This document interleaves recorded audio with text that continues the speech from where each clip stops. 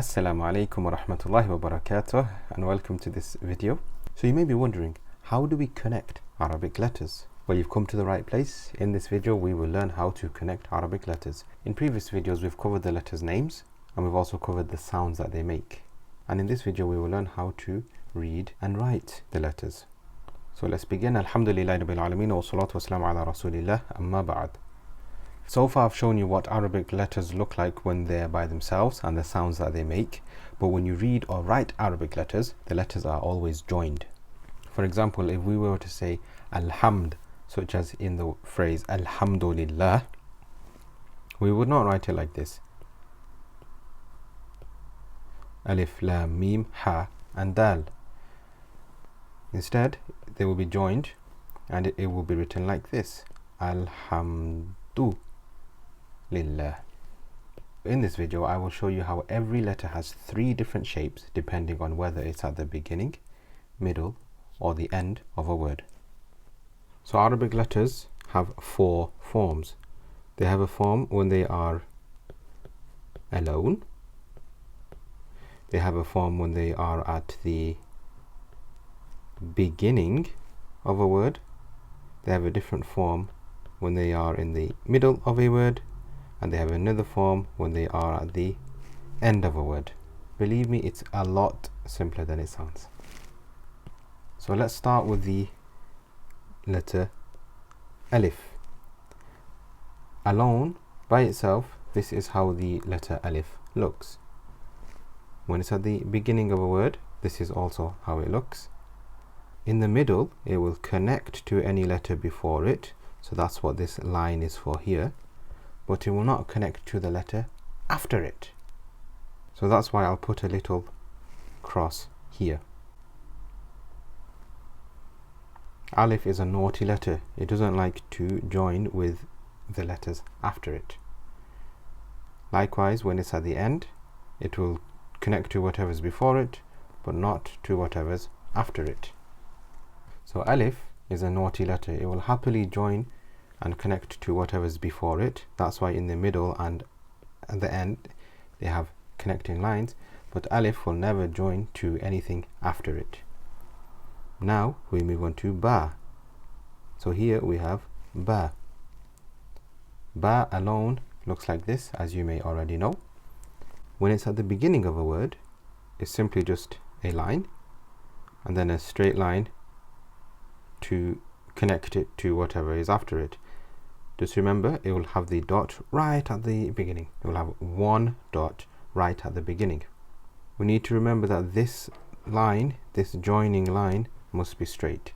That's because it is used to join to whatever letter is after it. And in the middle, because it will connect to whatever is before and after it, we will put the connecting line. And then we will put the dot right underneath the Ba. So this is what Ba looks like in the middle of a word. And at the end, in its final form, we will take the line because it is joined to whatever is before it. And then we will just draw a Ba as it is when it's alone. So that's Ba, Ba, Ba. Ta is exactly the same. So this is Ta when it's alone. It has 2 dots on the top and it has the exact same shapes as Ba. The only difference is the dots are different. Ba has 1 dot, Ta has 2. So at the beginning of a word, Ba will be just the same as Ta. It's one straight line and then another line to join to the next letter. But the difference is Ta will have 2 dots on the top. Likewise, when Ta is in the middle, we'll have the connecting line to connect it to the letter that's before it. And then we'll have the line of the Ta itself, and then the line after it to connect it to the next word. However, it will have 2 dots because it is Ta and not Ba. Similarly, at the end, it has the connecting line and then just the Ta as usual. And believe it or not, you've probably already guessed it, Tha is exactly the same. So we'll have the tha, the 3 dots, then it'll be a line like this to connect it to the next words, and then we have the tha.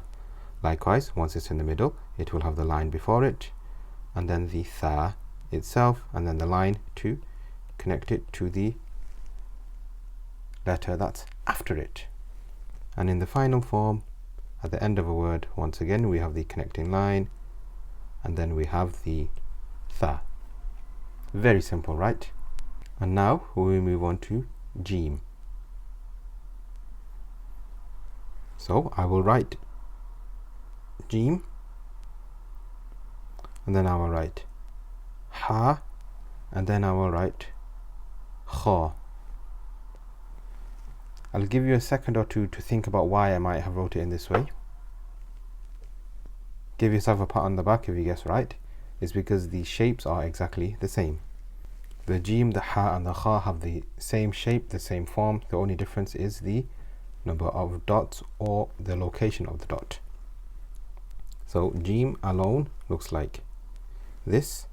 At the beginning of a word, Jeem is simply like this, but we don't curve it down as we do for the written Jeem. Instead, we draw a straight line so we can connect to whatever follows it. And then of course we have the dot. In the middle, it is the same. It will have the connecting line, and then the same shape, and then once again a connecting line to connect it to the next letter, and then a dot, and at the end it will have the connecting line, and then we just draw the Jeem as we do when it's by itself. And you probably guessed it, Ha and Kha are exactly the same, it's just the dots are different.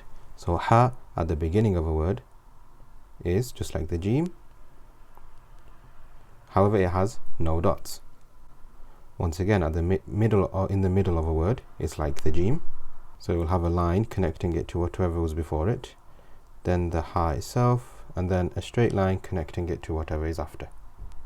And at the end of a word, it will have the connecting line to connect to whatever was before it, and then we will just draw the Ha as it is in its alone form. And then the Kha is exactly the same. At the beginning of a word, it will take the form and then the stretch line to connect it to the next letter, but it will have one dot on the top. In the middle of the word, once again it will have the connecting line, then the Kha itself, and then a straight line to connect it to whatever's after it, and then the one dot on the top. And at the end of the word, once again it will have the connecting line, and then we will just draw the Kha as we do when it is alone. And there we have it, guys. In this video you've learned Alif, Ba, Ta, Tha, Jeem, Ha and Kha in their alone individual forms, what they're like at the beginning of a word, what they're like at the middle of a word, and what they're like at the end of a word. You've also learned that Alif is a naughty letter.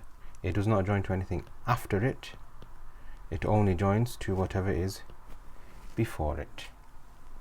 So I hope you've taken some benefit from this video. Please don't forget to like, comment and subscribe, and join us in the next video. But that's it from me. Take care, and I will see you on the other side inshallah. Ma'a salama. Take care.